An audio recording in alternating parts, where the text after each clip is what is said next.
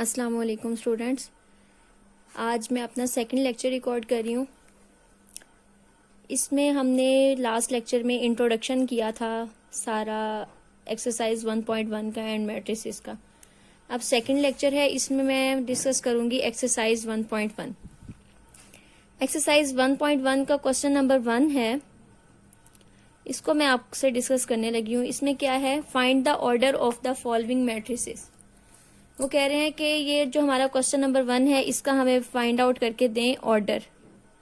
अब हमारे पास इसका पार्ट ए है, उसमें क्या है, क्वेश्चन मैट्रिक्स है, हमारे पास ए गिवन है। वो कह रहे हैं कि बताएं कि इसका ऑर्डर क्या है। तो ऑर्डर फाइंड आउट करने का, ऑर्डर ऑफ ए, मैंने आपको कल सिंपल बताया था कि इसका ऑर्डर फाइंड आउट करने का मेथड है रो बाय कॉलम।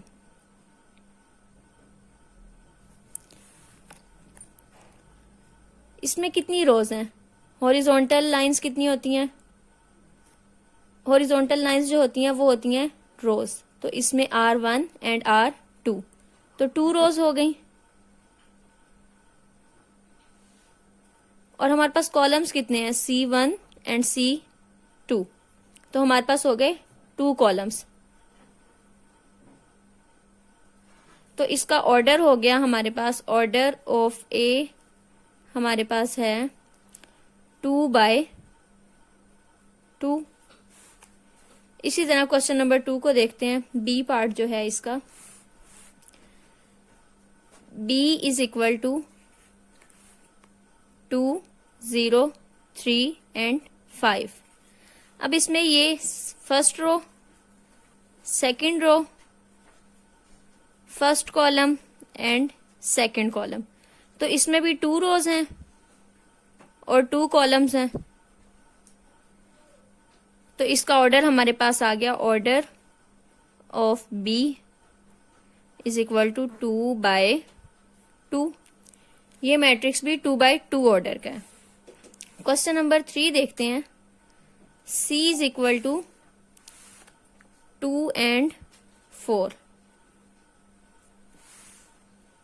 जी, इसमें हमारे पास रोज हैं जस्ट 1 और कॉलम्स हैं 2, तो इसका ऑर्डर हो गया 1/2। 1 रो है एंड 2 कॉलम्स हैं। नेक्स्ट है हमारे पास इसका पार्ट डी। डी पार्ट में है 4, 0 एंड 6। अब इसमें हम देखते हैं हमारी कितनी रोज हैं, R1, R2 एंड R3। तो हमारे पास कितनी रोज हो गई, 3 रोज। एंड कॉलम कितने हैं, only 1 column. Rows by column, तो ऑर्डर क्या हो गया हमारे पास, order of D is equal to 3/1। Next question हमारे पास है, इसी का ई पार्ट है। ई पार्ट में क्या है जी, A, B, C, D, E, F। इसके अब हम देख लेते हैं। इसमें हमारे पास ये R1 है, ये R2 है एंड ये R3 है। तो हमारे पास इसमें 3 रोज हैं and 1, 2, C1 and C2, 2 columns हैं। तो इसका ऑर्डर क्या हो गया हमारे पास, order of E is equal to 3/2। Next है हमारे पास F पार्ट। F पार्ट में अब क्या है, हमारे पास जस्ट 1 रो है एंड 1 कॉलम है।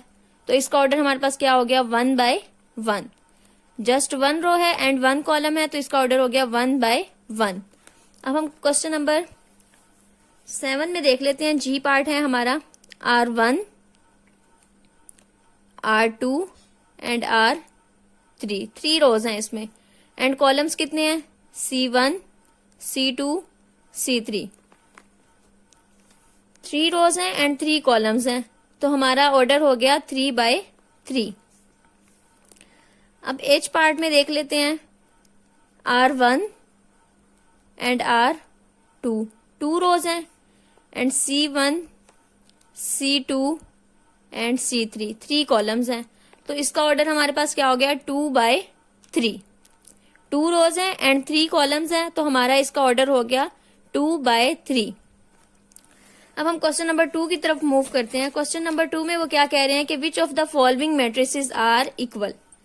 कल भी डिस्कस किया था, जो लास्ट लेक्चर था उसमें वो कहते हैं कि इक्वल मैट्रिसेस कौन से होते हैं। रिकॉल कर लेते हैं। इक्वल मैट्रिसेस वो होते हैं कि जिनकी ऑल एंट्रीज हमारे पास, जिसका ऑर्डर भी सेम हो, ऑर्डर ऑफ ए इक्वल होना चाहिए ऑर्डर ऑफ बी के, और सेकंड उन्होंने क्या कंडीशन दी थी कि उसकी जो कोरिस्पॉन्डिंग एंट्रीज हैं वो भी इक्वल होनी चाहिए।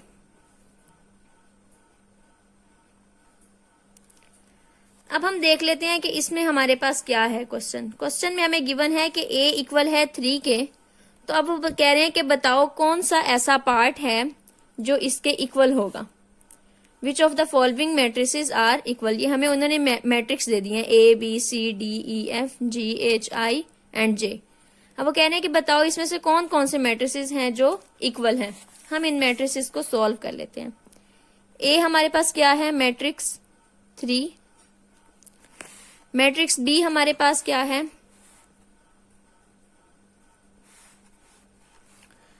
3 एंड 5, C क्या है जी 5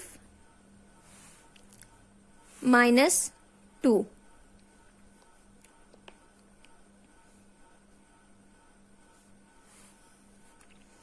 D है 5 एंड 3, E है 4 0 6 2। हमने सारे मैट्रिसेस को देख लेना है कि हमारे पास बेसिकली मैट्रिसेस हैं क्या क्या, क्योंकि अगर हमने मैट्रिसेस चेक करने हैं कि 2 मैट्रिसेस इक्वल हैं तो उसके लिए हमारे पास 2 मैट्रिसेस होने चाहिए। अब इसमें से बहुत से मैट्रिसेस होंगे जो इक्वल होंगे। 3 - 1 3 + 3। H है हमारे पास 4 0 6 2।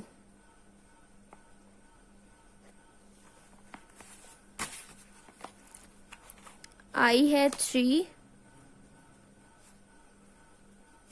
एंड 3 + 2, और J हमारे पास है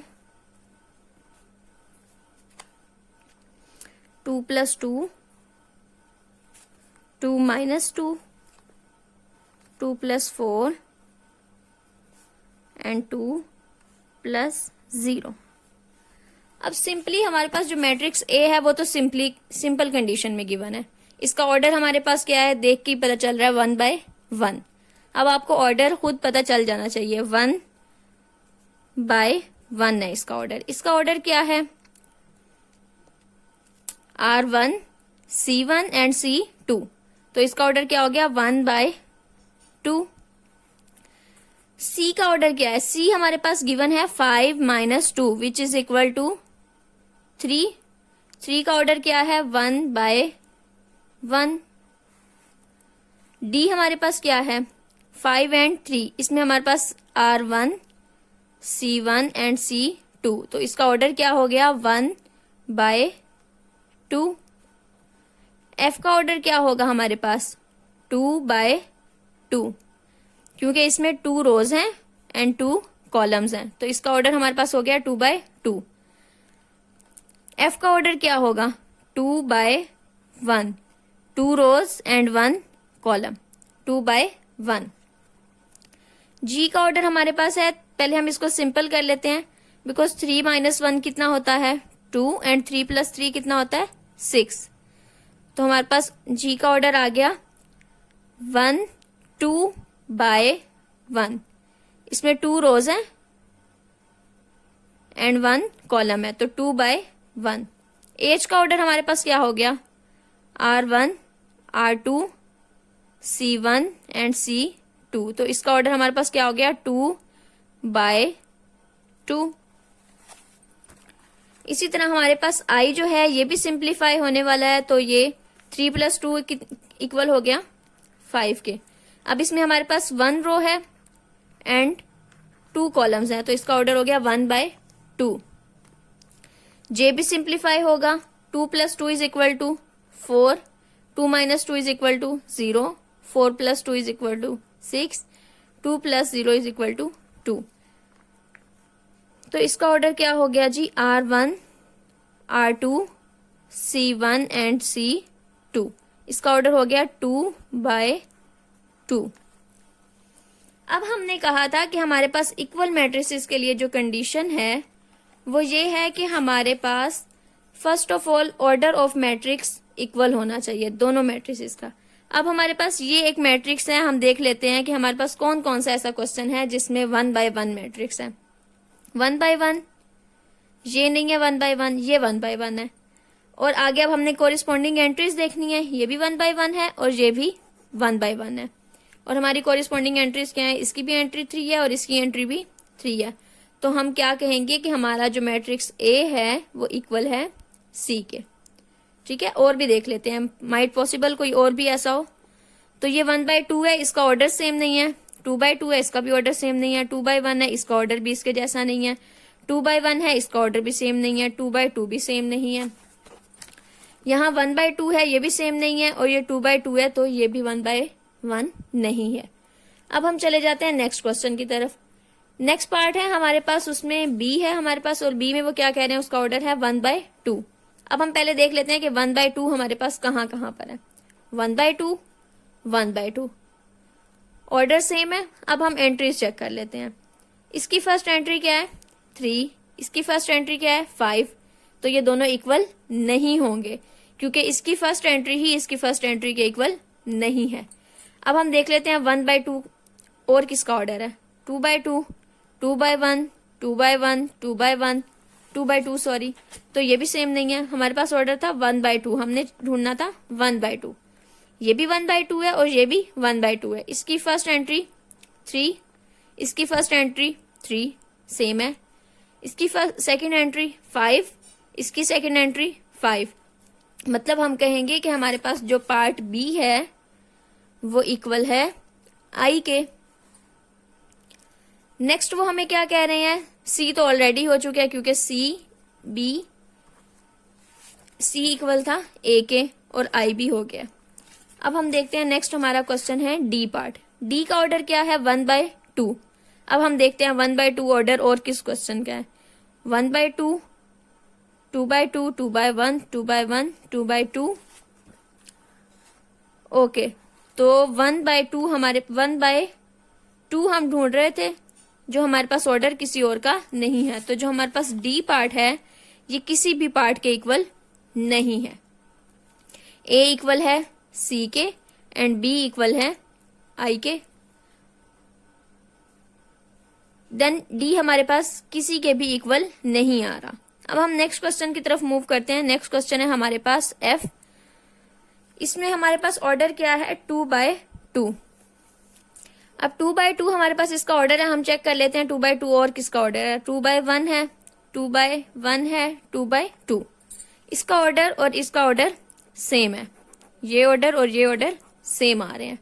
अब हम चेक कर लेते हैं कि इनकी कॉरिस्पॉन्डिंग एंट्रीज भी इक्वल हैं या नहीं। फर्स्ट एंट्री सेम है, 4 4, 0 0, 6 6, 2 2। ये क्वेश्चंस मोस्टली एमसीक्यूज में आते हैं कि ये एक मैट्रिक्स वो हमें दे देंगे कि बताएं अब इसके इक्वल मैट्रिक्स कौन सा है। तो अब हमारे पास जो मैट्रिक्स ई है वो इक्वल आ गया है मैट्रिक्स एच के। ठीक है, अभी हम आगे भी देख लेते हैं, माइट पॉसिबल कोई और हो ऐसा। एच है, देन इसका हमने ऑर्डर चेक किया 2/2, 1/2 नहीं, 2/2 अगेन आ रहा है। अब हम इसकी भी कॉरिस्पॉन्डिंग एंट्रीज चेक कर लेते हैं, माइट पॉसिबल ये भी उसके इक्वल हो, 4 0। इसकी थर्ड एंट्री भी 6 है, इसकी थर्ड एंट्री भी 6 है, इसकी फोर्थ एंट्री 2 है और इसकी भी फोर्थ एंट्री 2 है। तो हमारे पास जो मैट्रिक्स जे है वो एफ एंड जी के इक्वल है। F is equal to J G नहीं J, F is equal to J and which is equal to H. ये तीनों मैट्रिसेस इक्वल हैं। नेक्स्ट क्वेश्चन हमारे पास क्या है, एफ पार्ट है। एफ पार्ट में क्या क्वेश्चन है, इसका ऑर्डर हमारे पास है 2/1। जी पार्ट का ऑर्डर है 2/1। तो हमारे पास क्या आ गया, इन दोनों का ऑर्डर सेम आ गया। अब हम चेक कर लेते हैं कि हमारा एंट्रीज इक्वल हैं या नहीं है। इसकी फर्स्ट एंट्री 2, इसकी भी फर्स्ट एंट्री 2, इसकी सेकंड एंट्री 6, इसकी भी सेकंड एंट्री 6। तो हमारे पास जो मैट्रिक्स एफ है वो इक्वल होगा मैट्रिक्स जी के। अगर आपको कोई बात समझ नहीं आती तो आप मुझसे कमेंट्स में पूछ सकते हैं। नेक्स्ट क्वेश्चन है क्वेश्चन नंबर 3। अब क्वेश्चन नंबर 3 में वो क्या कह रहे हैं, find the value of A, B, C and D which satisfy the matrix equation. ठीक है, अब मैट्रिक्स हमारे पास क्या है, a plus C, C minus 1, a plus 2b, 4d minus 6 which is equal to 0, -7, 3 and 2d। अब ये question थोड़ा सा ट्रिकी है, तो जरा ध्यान से समझिएगा। इस क्वेश्चन में उन्होंने बेसिकली क्या कहा है कि find the values of A, B, C and D which satisfy the matrix equation. Matrix equation हमें क्या बता रही है, सबसे पहले तो हम ये देखते हैं। मैट्रिक्स इक्वेशन हमें ये कह रही है कि हमारे पास जो मैट्रिक्स ए है वो इक्वल है मैट्रिक्स बी के, यही बता रही है हमें। अब जब हमारे पास मैट्रिक्स ए इक्वल है मैट्रिक्स बी के तो इनका ऑर्डर भी सेम होगा, और वो हमें दिख रहा है कि इनका ऑर्डर सेम है। इसकी 2 रोज हैं एंड 2 कॉलम्स हैं, इसकी भी 2 रोज हैं एंड 2 कॉलम्स हैं। ठीक है, इक्वल है बोथ मैट्रिक्स। तो हमारे पास जो सेकंड कंडीशन गिवन थी उसमें क्या था कि फर्स्ट एंट्री जो है वो फर्स्ट एंट्री के इक्वल होगी। तो हम क्या कहेंगे कि a plus C is equal to 0, और इसको हम नाम दे देंगे इक्वेशन 1 का। सेकंड एंट्री इक्वल होगी सेकंड एंट्री के, तो हमारे पास क्या इक्वेशन बन जाएगी, a plus 2b is equal to -7। Third entry जो है वो थर्ड एंट्री के इक्वल होगी, तो c -1 इक्वल हो जाएगा 3 के, इसको हम कह देंगे इक्वेशन 3। और फोर्थ एंट्री हमारे पास इक्वल होगी फोर्थ एंट्री के, इसको हम कह देंगे इक्वेशन 4। अब उन्होंने हमें कहा है कि फाइंड करें a क्या है, b क्या है, c क्या है एंड d क्या है। हमने इनकी वैल्यूज फाइंड आउट करनी है। तो अब हमारे पास अगर मैं देखूं तो a प्लस सी, यहां से तो मैं किसी की वैल्यू भी नहीं निकाल सकती। ठीक है, b, a प्लस 2b, यहां पे भी 2 हमारे पास वेरिएबल्स हैं।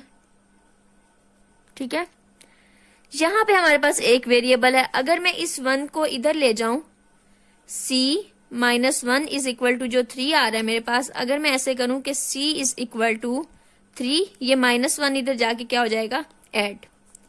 तो c की वैल्यू मेरे पास क्या आ गई, 4, एक वैल्यू तो आ गई। ठीक है, अब मैं देखती हूँ इस इक्वेशन को, इसमें क्या है जी, d and d, just 1 variable है, इसको भी मैं सॉल्व कर सकती हूँ। 4d minus 6 is equal to 2d।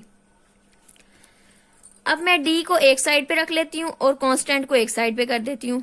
2d क्या होगा, यहाँ आके माइनस हो जाएगा, इज इक्वल टू ये -6 इधर जाके पॉजिटिव हो जाएगा। 4 - 2, 2d इज इक्वल टू 6। और अब क्या होगा, ये d यहीं रहेगा और ये 2 डिवाइड हो जाएगा, और d की वैल्यू क्या आ गई, 3। ठीक है,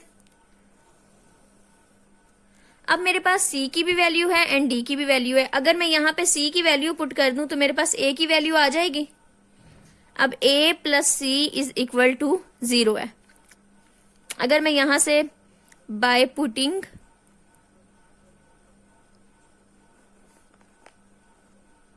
वैल्यू ऑफ c, अगर मैं यहां पे c की वैल्यू पुट कर दूं, a plus 4 is equal to 0, तो मेरा आंसर क्या आ जाएगा, a is equal to -4।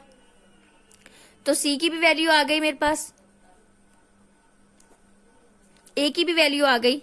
Next है मेरे पास 4।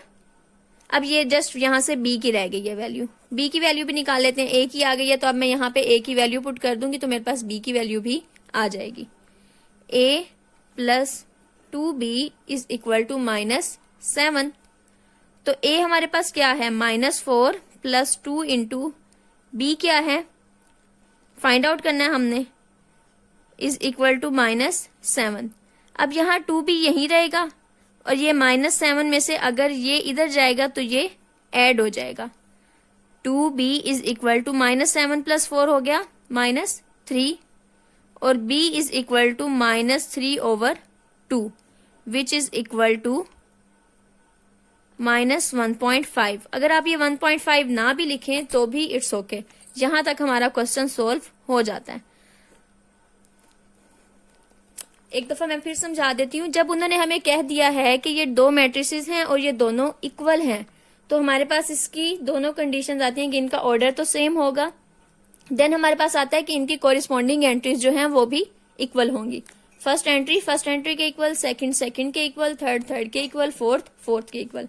इसी तरह जब मैंने फर्स्ट एंट्री को फर्स्ट एंट्री के इक्वल लिखा है, जब सारा लिख दिया तो हमारे पास ये 4 इक्वेशंस बन गई हैं। अब इसके बाद हमने निकालनी थी values A B C and D की। अब वो कैसे हम फाइंड आउट करेंगे, तो आप लोगों ने पहले भी ये सिंपल इक्वेशंस को सॉल्व किया हुआ है।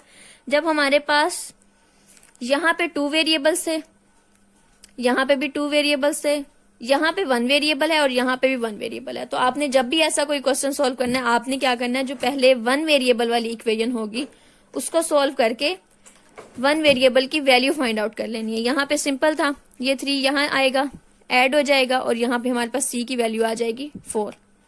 इसी तरह यहाँ से डी की वैल्यू फाइंड आउट कर लेंगे। अब हमारे पास सी की वैल्यू भी आ गई और डी की वैल्यू भी आ गई। सी की वैल्यू या हमने डी की वैल्यू देखना है कि इन दो इक्वेशंस में से कहीं पे हम पुट कर सकते हैं। यहाँ पे मैं सी की वैल्यू पुट कर सकती थी तो मैंने यहाँ सी की वैल्यू पुट की और ए का आंसर फाइंड आउट कर लिया। देन मैंने यहाँ पे ए की वैल्यू पुट की और बी का आंसर निकाल लिया। अगर आपको कुछ समझ ना आए तो आप कमेंट्स में मुझसे लाजमी डिस्कस कर लें। अल्लाह हाफिज।